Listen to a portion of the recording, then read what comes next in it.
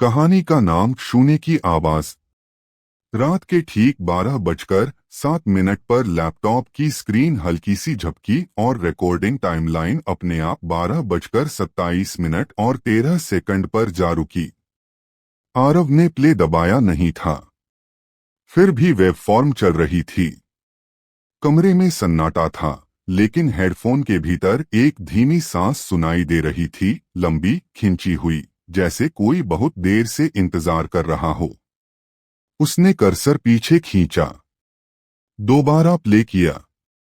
पहले सन्नाटा, फिर वही शब्द, तुम सुन रहे हो। उसकी उंगलियां ठंडी पड़ गईं। उसने तुरंत रिकॉर्डिंग सेटिंग्स खोली। माइक्रोफोन डिस्कनेक्ट दिखा रहा था। कमरे में कोई नहीं था। दरवाजा अंदर से बंद, खिड़की की कुंडी जमी हुई। फिर आवाज आई कैसे? उसने वॉल्यूम और बढ़ाया। आवाज अब साफ थी। उसमें धूल जैसा खरखरापन था, जैसे बहुत दूर से आ रही हो। मैं यहां हूं। आरव ने अपनी सांस रोक ली। उसे लगा शायद उसकी खुद की सांस रिकॉर्ड हो गई हो। उसने हाथ मुंह पर रखकर सुना। नहीं, यह दूसरी आवाज थी। अलग लय, अलग ताप। उसने टाइमलाइन आगे बढ़ाई। 33वें मिनट पर अचानक उसका नाम, आरव। उसका गला सूख गया। वह कुर्सी से उठकर पीछे हट गया।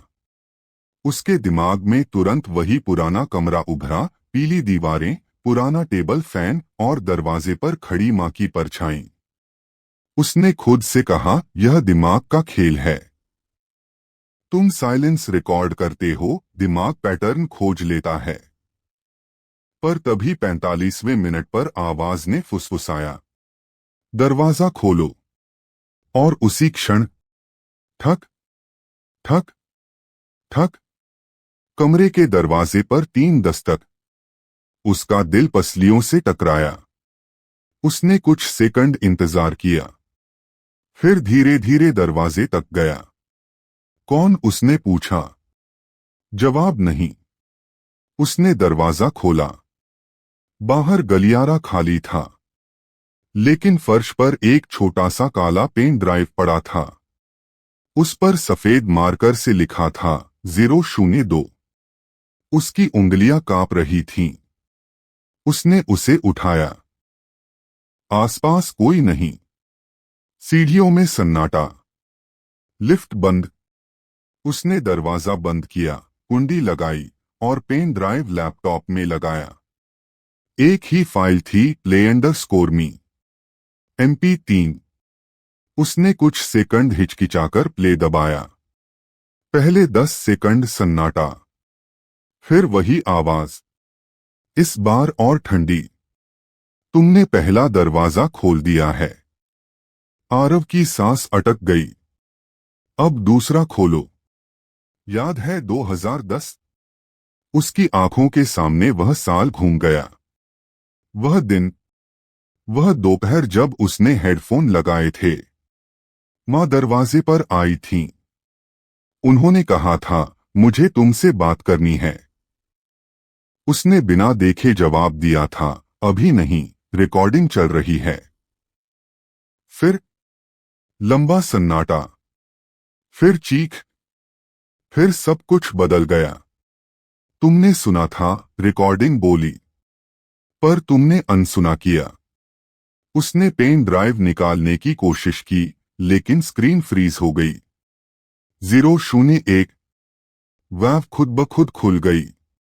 वेव फॉर्म तेजी से फैलने लगा, जैसे आवाज बढ़ रही हो। अब सिर्फ एक आवाज नहीं थी, कई थीं। हम बहुत हैं। हमें बाहर आने दो। दरवाजा खोलो। कमरे की लाइट झपकी। दीवार पर एक पतली दरार दिखी। उसने सोचा शायद प्लास्टर पुराना है, लेकिन दरार फैलने लगी, जैसे किसी ने अंदर से उंगली रखकर खींच दी हो। उसने पीछे हटते हुए कहा, कौन हो तुम? दरार के भीतर से जवाब आया, हम वही हैं जिन्हें तुमने नहीं सुना। अचानक कमरे का तापमान गिर गया। उसकी सांस भाप की तरह दिखने लगी। लैपटॉप स्क्रीन पर उसका खुद का चेहरा दिखा, लेकिन उसमें कुछ अलग था। उसकी आंखें काली थीं, होठों पर हल्की मुस्कान। तुम अकेले नहीं हो, स्क्रीन वाला चेहरा बोला। आरव ने लैपटॉप बंद कर दिया, पावर केबल खींच दी। फिर भी स्पीकर से आवाज आती रही, ठक ठक ठक। इस बार आवाज दीवार के भीतर से आ रही थी। दरार अब हथेली जितनी चौड़ी हो चुकी थी। उसके भीतर अंधेरा नहीं, गहराई थी, जैसे खालीपन का कुआं। उसमें से फुसफुसाहटें उठ रही थीं, हजारों, अलग अलग। कुछ रोती हुई, कुछ गुस्से में, कुछ बेहद शांत। दरवाजा खोलो। आरव अचानक कमरे से बाहर भागा। सीढ़ियां उतरता हुआ सड़क पर आ गया। रात ठंडी थी, शहर सो रहा था। उसने पीछे मुड़कर अपनी खिड़की की तरफ देखा। 5वीं मंजिल की खिड़की में कोई खड़ा था। उसकी ही शक्ल, वही टी शर्ट, वही हेडफोन, लेकिन वह मुस्कुरा रहा था और उसकी आंखें चमक रही थीं। आरव सड़क के बीच आ गया। तुम क्या चाहते हो? उसने ऊपर चिल्लाया। खिड़की के कांच में दरार आई और वह परछाई धीरे धीरे बाहर निकली, जैसे कांच पानी हो। वह दीवार से नीचे फिसलती हुई उतर रही थी। हर मंजिल की खिड़की के पीछे कुछ चेहरे दिखे, सबकी आंखें खाली, सबकी मुस्कान एक जैसी। कुछ ही सेकंड में वह उसके सामने थी। वही कद, वही चेहरा, लेकिन उसकी मौजूदगी ठंडी थी। तुम भाग नहीं सकते, उसने कहा। आरव ने पीछे हटते हुए पूछा, तुम कौन हो? मैं तुम हूं। वह हिस्सा जिसे तुमने बंद कर दिया, वह आवाज जिसे तुमने नहीं सुना। सड़क की लाइटें एक साथ बुझ गईं। अंधेरे में सिर्फ 2 आकृतियां थीं, वह और उसकी परछाई। यह सब क्या है? उसने कांपते हुए पूछा। शून्य, परछाई बोली। साइलेंस के भीतर का संसार, जहां हर अनसुनी आवाज इकट्ठा होती है। यह असंभव है। तुम्हारे लिए नहीं। तुम सुन सकते हो, इसलिए तुम्हें चुना गया है। किस लिए? परछाई ने उसकी ओर झुककर फुसफुसाया। दरवाजा पूरी तरह खोलने के लिए। अचानक सड़क गायब हो गई। उसके पैरों के नीचे जमीन नहीं थी। वह हवा में खड़ा था। नीचे पूरा शहर फैला था। हर इमारत से काली धुंध उठ रही थी। ये क्या है? उसने पूछा। हर वो पुकार जिसे किसी ने नहीं सुना। उसने ध्यान लगाया। हजारों आवाजें एक साथ गूंज उठीं। मुझे देखो, मुझे समझो, मुझे मत छोड़ो। उसका सिर चकराने लगा। मैं अकेला क्या कर सकता हूं? परछाई मुस्कुराई। तुम्हारे पास आवाज है, तकनीक है, और अपराध बोध है। यही चाबी है। अचानक सब कुछ फिर बदल गया। वह फिर सड़क पर था। लाइटें जल चुकी थीं। लोग दूर चलते दिख रहे थे, जैसे कुछ हुआ ही न हो। उसका मोबाइल वाइब्रेट हुआ। Unknown number. उसने रिसीव किया। दूसरी तरफ से एक शांत, भारी आवाज आई। अगर सच जानना है तो सुबह 3 बजे राजीव चौक मेट्रो स्टेशन आना। आप कौन? जो शून्य को समझता है। Call cut. आरव ने धीरे धीरे ऊपर देखा। उसकी खिड़की खाली थी। कोई परछाई नहीं। लेकिन उसके कानों में अब भी एक धीमी फुसफुसाहट गूंज रही थी। यह तो बस शुरुआत है। राजीव चौक मेट्रो स्टेशन की घड़ी ने रात के 2:57 दिखाया जब आरव एस्केलेटर से नीचे उतरा। स्टेशन लगभग खाली था। सफाई कर्मचारी दूर झाड़ू चला रहा था। प्लेटफॉर्म की ट्यूबलाइटें हल्की हल्की भनभना रही थीं। रात के उस हिस्से में शहर की धड़कन बहुत धीमी हो जाती है और वही धीमापन उसे फिर सुनाई दे रहा था। उसके कानों में बिना हेडफोन के भी हल्की सी फुसफुसाहट थी। समय कम है। उसने मुड़कर देखा। प्लेटफॉर्म के आखिरी छोर पर एक लंबा दुबला बुजुर्ग खड़ा था। सफेद दाढ़ी, गहरे रंग का ओवरकोट, हाथ में पुराना चमड़े का बैग। तुम आरव हो? उसने सीधे कहा। आपने फोन किया था? आरव ने पूछा। हाँ। और तुम पहले नहीं हो जिसने शून्य को सुना है। आरव का गला सूख गया। आप जानते हैं ये क्या है? बुजुर्ग ने प्लेटफॉर्म की दीवार पर लगे विज्ञापन पोस्टर की तरफ इशारा किया। देखो। आरव ने देखा। पोस्टर सामान्य था, एक मोबाइल कंपनी का विज्ञापन। लेकिन कुछ सेकंड बाद पोस्टर के भीतर की मॉडल की आंखें काली पड़ गईं। होंठ हल्के से हिले। दरवाजा खोलो। आरव पीछे हट गया। पलक झपकते ही पोस्टर फिर सामान्य था। यह भ्रम नहीं है, बुजुर्ग बोला। यह प्रतिध्वनि है। आप कौन हैं? देवांश राणा। पहले साउंड साइंटिस्ट था, अब बस सुनता हूं। शून्य क्या है? आरव ने सीधा सवाल किया। देवांश ने जवाब देने से पहले चारों तरफ देखा, जैसे सुनिश्चित कर रहा हो कि कोई और न सुन ले। जब कोई भावना दबा दी जाती है, डर, अपराधबोध, निराशा, और उसे कोई सुनने वाला नहीं मिलता, तो वह खत्म नहीं होती। वह ऊर्जा बन जाती है। और ऊर्जा को स्थान चाहिए। शून्य वही स्थान है। तो वो दरार, सीमा है। हमारे और उस आयाम के बीच। अचानक स्टेशन की लाइटें हल्की झपकीं। प्लेटफॉर्म की दीवार पर एक पतली रेखा उभरी, जैसे प्लास्टर फट रहा हो। आरव की सांस अटक गई। वही दरार, वही कंपन। यह तुम्हारे पीछे पीछे आया है, देवांश ने शांत स्वर में कहा। क्योंकि तुमने उसे सक्रिय किया। मैंने कुछ नहीं किया। आरव लगभग चिल्लाया। तुमने सन्नाटा रिकॉर्ड किया।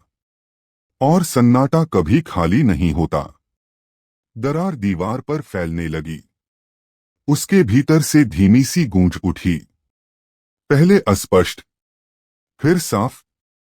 आरव, तुमने सुना था। तुमने नहीं सुना। हजारों आवाजें एक साथ। आरव ने कान बंद कर लिए। इसे रोको। देवांश ने अपना बैग खोला। उसमें एक छोटा सा डिवाइस था, माइक्रोफोन और एक पोर्टेबल प्रोसेसर जैसा। अगर हम इसकी फ्रीक्वेंसी बदल दें, देवांश बोला, तो यह स्थिर हो सकता है। लेकिन हमें स्रोत पहचानना होगा। स्रोत तो वही है, मेरा कमरा, आरव बोला। देवांश ने सिर हिलाया। नहीं, स्रोत तुम हो। दरार अचानक चौड़ी हो गई। उसके भीतर अंधेरा नहीं था, एक धुंधली दुनिया थी। छायाएं, आकृतियां, कुछ चेहरे बिना आंखों के, कुछ मुंह खुले, जैसे बोलना चाहते हों। एक आकृति आगे बढ़ी। वही उसकी परछाई। तुम फिर आ गए, उसने शांत स्वर में कहा। देवांश ने डिवाइस ऑन किया। एक तीखी ध्वनि निकली। दरार के किनारे कंपन होने लगे। परछाई मुस्कुराई।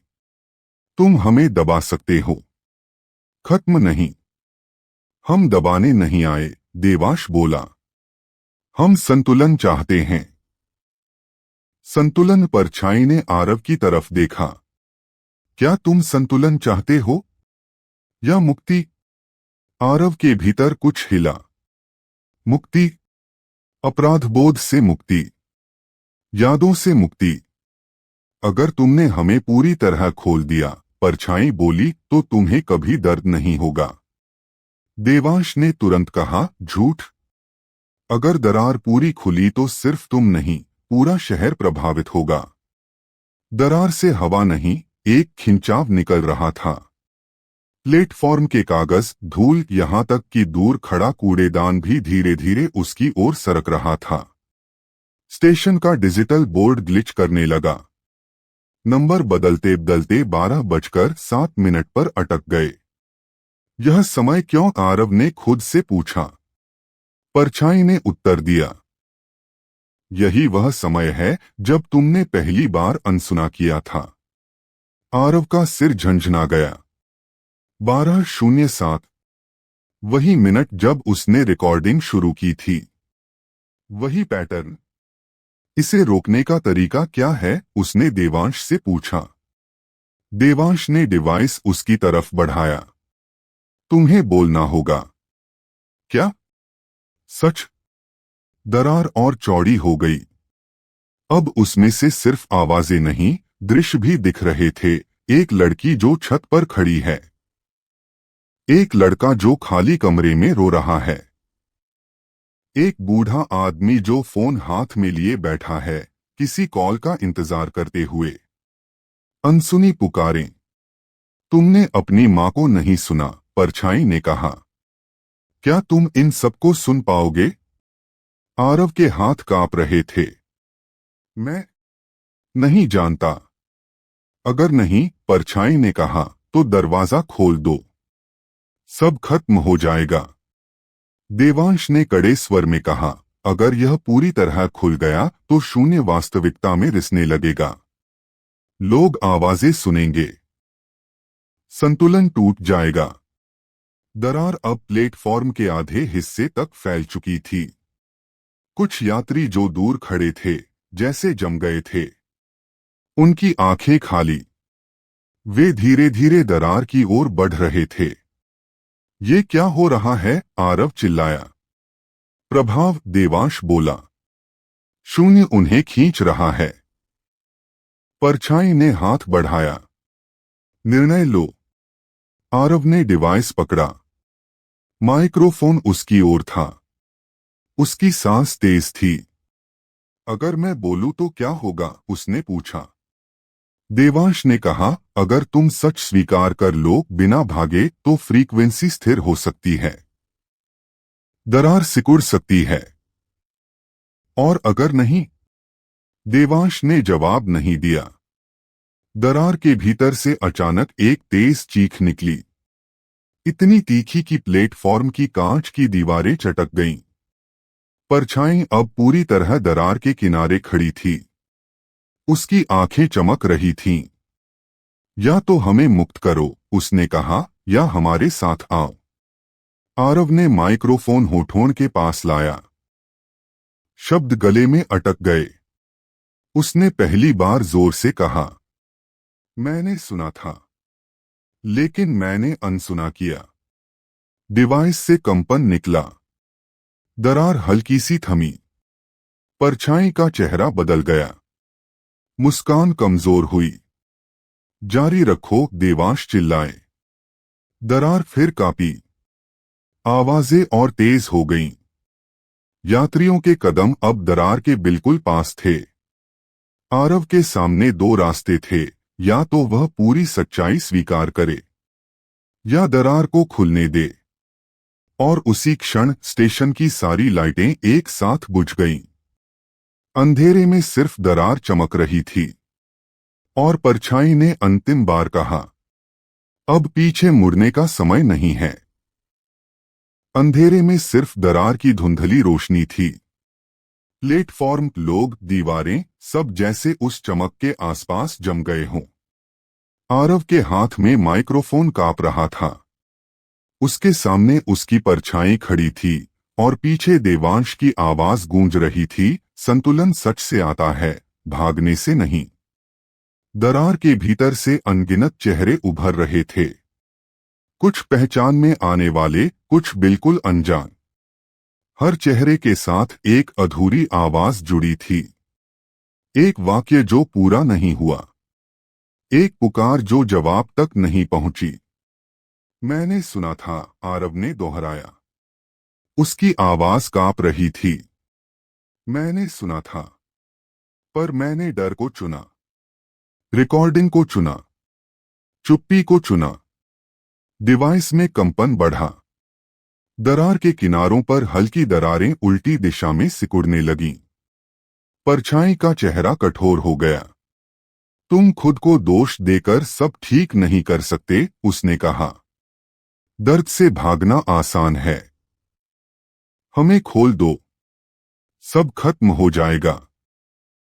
खत्म नहीं, देवांश ने अंधेरे से कहा, फैल जाएगा। अचानक प्लेटफॉर्म के किनारे खड़े जमे हुए लोग एक साथ बोल उठे। हमें सुनो, हमें देखो, हमें मत छोड़ो। उनकी आवाजें एक लय में बदलने लगीं, जैसे कोई अनसुना कोरस।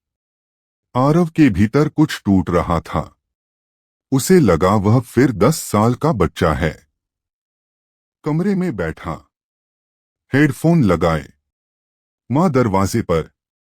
उसने आंखें कसकर बंद की। मां उसके होठों से निकला। दरार के भीतर अचानक वही कमरा दिखा। पीली दीवारें, टेबल फैन, मां दरवाजे पर खड़ी। लेकिन इस बार दृश्य रुका नहीं। मां ने धीरे से कहा, मुझे तुमसे बात करनी है। आरव ने माइक्रोफोन कसकर पकड़ा। मैं यहां हूं, उसने कहा। मैं सुन रहा हूं। डिवाइस से तेज साफ तरंग निकली। दरार के भीतर का दृश्य कांपा। परछाई पीछे हटी। तुम अतीत नहीं बदल सकते, परछाई ने तीखे स्वर में कहा। मैं बदलने की कोशिश नहीं कर रहा, आरव बोला। मैं स्वीकार कर रहा हूं। उसने गहरी सांस ली और बोलना शुरू किया। मैंने गलती की। मैंने आवाज सुनी और उसे टाल दिया। मैं डर गया था। मुझे लगा बाद में सुन लूंगा। लेकिन बाद में कभी नहीं आता। और उस दिन से मैं सन्नाटे से भाग रहा था। दरार अब सिकुड़ रही थी, लेकिन पूरी तरह नहीं। भीतर की आवाजें अब भी भटक रही थीं। देवांश की आवाज आई, अब सिर्फ अपना नहीं, सबका सुनो। आरव ने आंखें खोली। उसने उन जमे हुए लोगों की ओर देखा। हर चेहरा किसी कहानी का टुकड़ा था। मैं सबका दर्द अकेले नहीं उठा सकता, वह बोला, लेकिन मैं सुन सकता हूं। और जो सुन सकता है वह आगे पहुंचा सकता है। उसने डिवाइस को स्टेशन के ऑडियो सिस्टम से जोड़ दिया। माइक्रोफोन में बोला, अगर कोई सुन सकता है तो बोलो। कुछ सेकंड सन्नाटा। फिर एक बहुत धीमी आवाज, मैं थक गया हूं। फिर दूसरी, मुझे कोई समझता नहीं। फिर तीसरी, मुझे डर लगता है। आरव ने हर वाक्य दोहराया, स्पष्ट, स्थिर, जैसे वह सिर्फ रिकॉर्ड नहीं कर रहा बल्कि स्वीकार कर रहा हो। डिवाइस की तरंगें अब स्थिर हो चुकी थीं। दरार के किनारे रोशनी में बदलने लगे। भीतर की छायाएं धुंधली पड़ने लगीं। परछाई ने अंतिम बार उसकी ओर देखा। अब उसके चेहरे पर गुस्सा नहीं था, बल्कि थकान थी। अगर तुम सच में सुनोगे, उसने कहा, तो मैं दुश्मन नहीं रहूंगा। आरव ने सिर हिलाया। तुम कभी दुश्मन नहीं थे। तुम चेतावनी थे। परछाई धीरे धीरे पारदर्शी होने लगी। दरार सिकुड़कर एक पतली रेखा रह गई। फिर वह भी गायब। लाइटें एक एक करके वापस जल उठीं। प्लेटफॉर्म सामान्य था। लोग जैसे नींद से जागे हों। किसी को कुछ याद नहीं था। डिजिटल बोर्ड फिर सामान्य समय दिखा रहा था। देवांश ने धीरे से कहा, तुमने दरार बंद नहीं की, तुमने संतुलित की है। आरव ने चारों ओर देखा। क्या यह फिर खुलेगी? जब लोग फिर अनसुना करेंगे, देवांश ने उत्तर दिया। लेकिन अब तुम जानते हो क्या करना है। कुछ हफ्तों बाद एक छोटे से स्टूडियो में आरव बैठा था। सामने माइक्रोफोन, स्क्रीन पर एक नया प्रोजेक्ट खुला था, सुनो इनिशिएटिव। लोग अपनी आवाज रिकॉर्ड करते, बिना नाम, बिना चेहरा, सिर्फ सच्चाई। हर रात 12:07 पर वह लाइव आता। वही समय जो कभी उसके अपराध बोध का प्रतीक था, अब वही समय उसकी प्रतिबद्धता था।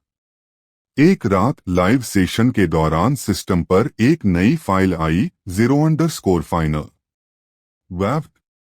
उसने हल्की झिझक के साथ प्ले किया। पहले सन्नाटा, फिर एक परिचित कोमल आवाज, तुमने इस बार सुना। उसकी आंखें भर आईं। वह समझ गया यह याद थी, भ्रम था, या कुछ और, फर्क नहीं पड़ता। संदेश साफ था। उसने माइक्रोफोन में कहा, मैं सुन रहा हूं। और इस बार सन्नाटा खाली नहीं था। वह भरा हुआ था स्वीकार से, संतुलन से, और उस वादे से कि कोई भी आवाज पूरी तरह अनसुनी नहीं जाएगी। स्टूडियो की खिड़की के बाहर रात स्थिर थी। घड़ी ने 12:07 छुआ ही था कि सिस्टम पर वेवफॉर्म बिना इनपुट के हिलने लगी। आरव ने स्क्रीन को ध्यान से देखा। कोई लाइव कॉल नहीं थी, कोई अपलोड नहीं, फिर भी चैनल पर एक नई ट्रैक अपने आप बन रही थी। नाम उभरा, 0_residual WAV। उसने प्ले दबाया नहीं। फिर भी ध्वनि आई, बहुत हल्की, लगभग शून्य से भी नीचे की। एक कंपन, फिर एक वाक्य, संतुलन बनाए रखो। आरव ने तुरंत सिस्टम लॉग खोला। Input source none, device disconnected. Frequency graph में एक अजीब पैटर्न था, 12:07 हर्ट्ज पर सूक्ष्म पीक। वह समझ गया दरार बंद हुई थी, लेकिन प्रतिध्वनि शेष थी। उसने रिकॉर्ड बटन ऑन किया। मैं सुन रहा हूं, उसने कहा, स्थिर स्वर में। कुछ सेकंड बाद जवाब आया, इस बार एक नहीं, कई नहीं, बल्कि संवेद, व्यवस्थित आवाजें। जैसे कोई कोरस अब बिखरा हुआ नहीं, संगठित हो। हमें मार्ग चाहिए। आरव ने भौहें सिकोड़ लीं। मार्ग? सिर्फ सुनना काफी नहीं। दिशा दो। उसी क्षण स्टूडियो की दीवार पर बहुत महीन सी रेखा उभरी। दरार नहीं, बस एक रेखा। वह चमक नहीं रही थी, बस संकेत दे रही थी कि सीमा अब भी मौजूद है। मोबाइल वाइब्रेट हुआ। देवांश का संदेश, residual field detected, don't suppress, stabilise. Aarav ने तुरंत मल्टी चैनल मिक्सर खोला। शहर के विभिन्न हिस्सों से आने वाली लाइव ऑडियो फीड जोड़ी, मेट्रो, ट्रैफिक, अस्पताल, कॉल सेंटर, रात की ड्यूटी पर काम करते लोग। उसने सबको 12:07 हर्ट्ज के आसपास सूक्ष्म रूप से मॉड्यूलेट किया, इतना कम कि कोई सुन न सके, लेकिन फीड संतुलित रहे। मार्ग का मतलब? उसने माइक्रोफोन में पूछा। इस बार एक अलग आवाज आई, स्पष्ट, युवा। हमें जोड़ो। आरव के दिमाग में तुरंत विचार आया, सिर्फ गुमनाम रिकॉर्डिंग नहीं, संवाद, रियल टाइम कनेक्शन। उसने प्लेटफॉर्म अपडेट किया। एक नया फीचर जोड़ा, एको रूम्स, जहां दो अजनबी लोग सुरक्षित, मॉडरेटेड स्पेस में एक दूसरे को सुन सकें। कोई सलाह नहीं, कोई निर्णय नहीं, सिर्फ प्रतिबिंब। पहला रूम खुला। दो कनेक्शन जुड़ गए। एक ने कहा, मैं बहुत अकेला हूं। दूसरे ने जवाब दिया, मैं भी। आरव ने वेवफॉर्म देखा। 12:07 हर्ट्ज की पीक स्थिर हो गई। दीवार की रेखा हल्की होकर लगभग गायब। लेकिन तभी सिस्टम पर एक और स्पाइक उभरी, इस बार 33वें मिनट पर। वही पुराना मार्कर। स्पीकर से एक परिचित फुसफुसाहट आई, उसकी परछाई की आवाज। संतुलन एक बार का काम नहीं। आरव ने आंखें बंद की। मुझे पता है, अगर तुम रुक गए, अगर सुनना औपचारिकता बन गया, तो दरार फिर खुलेगी। मैं रुकूंगा नहीं। वादे टूटते हैं। आरव ने धीमे स्वर में कहा, इस बार नहीं। स्टूडियो का तापमान सामान्य था। कोई भंवर नहीं, कोई काली धुंध नहीं, सिर्फ हल्की सी अनुगूंज।